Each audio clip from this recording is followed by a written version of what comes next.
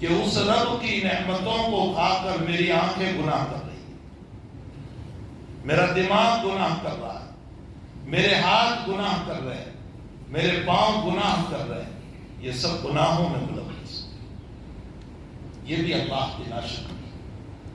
جناب نبی کریم صلی اللہ علیہ وسلم فرماتے ہیں کہ جو آدمی دو جبروں کے بیچ میں جو زبان ہے اور دو ران کے بیچ میں جو شرمگاہ ہے، اس کی حفاظت کی ذمہ داری اگر مجھے دیتا ہے تو میں گارنٹی دیتا ہوں کہ میں ہاتھ پکڑ کے جنت میں لے جاؤں گا۔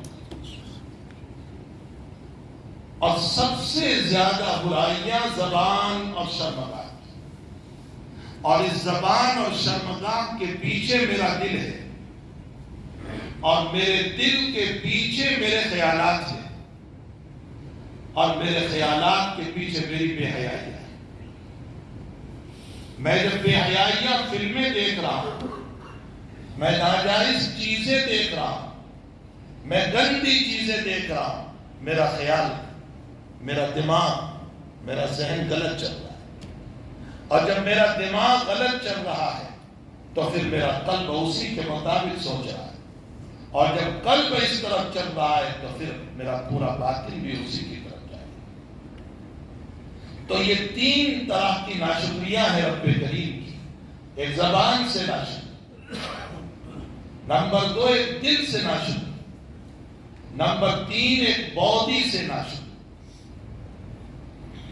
آپ غور فرمائیں کہ حضرت ایوب علیہ السلام اللہ کے پیغمبر ہیں، نبی ہیں، اور ان پر مصائب کا وہ پہاڑ ٹوٹا ہے کہ بیماری کی کوئی جڑ ایسی باقی نہ رہی جو حضرت ایوب پر نہ اتری۔ بیماریوں کی حد ہو چکی تھی حضرت کے اوپر، لیکن ان تمام بیماریوں کے باوجود حضرت کی دل سے تو ناشکری بہت دور، باڈی سے، جسم سے ناشکری بہت دور، زبان سے کبھی اف نہیں۔ رب کریم نے اس پر تعریف فرمائی قرآن کریم میں، نعم العبد واذکر عبدنا ایوب۔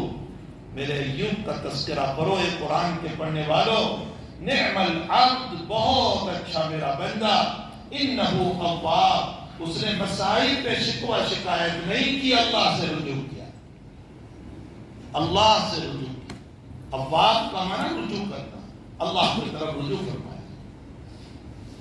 تو میرے بھائیو، ناشکری اتنی بدترین چیز ہے اور اتنا بدترین عمل ہے کہ اللہ تعالیٰ معاف فرمائے۔ اس کے مقابلے میں شکر گزار بندہ کیسا ہوتا ہے؟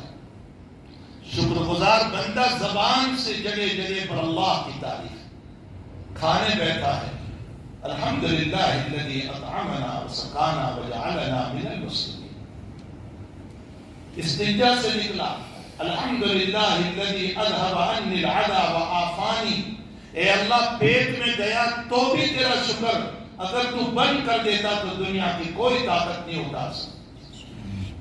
وہ نلکی لگتی پھر ناک سے، اور اس نلکی سے لکوڈ ڈالا جاتا اور گلا سوکھتا رہتا اور پانی پینے کے محتاج، اور پیٹ نہ بھرتا، اور اسی حالت میں زندگی گزرتی۔ تو اے اللہ تو نے اندر جو داخل کروایا اس پر بھی تیرا شکر، الحمدللہ الذی اطعمنا وسقانا۔ اور اے اللہ اگر باڈی میں، بدن میں وہ چیز رہ جاتی اور نہ نکلتے فضلات تو بھی میرے لیے بڑا مسئلہ ہو جاتا کہ میں ڈاکٹروں کے پاس دوڑتا رہتا، بے چین پریشان حالات مسائل کے اندر ہوتا۔ رب کریم تیرا فضل اور تیرا کرم ہوا کہ اللہ تو نے میرے بدن سے فضلات کو، گندگی کو استنجا کے راستے سے نکال دیا، الحمدللہ الذی اذهب عنی العدی وعافانی۔ مجھے ایک جملہ یاد آیا، ابو داؤد شریف میں ہے، غفرانک، غفرانک بھی ہے، غفرانک الحمدللہ الذی اذهب، اے اللہ میں تجھ سے معافی چاہتا ہوں۔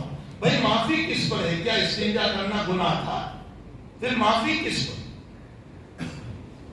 علامہ انور شاہ صاحب کشمیری رحمۃ اللہ علیہ نے لکھا ہے معافی اس پر کہ اللہ مجھے ہر وقت تجھ کو یاد کرنا چاہیے تھا، لیکن میں استنجا خانے میں تجھے یاد نہ کر سکا، میں معافی چاہتا ہوں، غفران، میں تجھ سے معافی مانگتا ہوں کہ میں تجھے وہاں یاد نہ کر سکا۔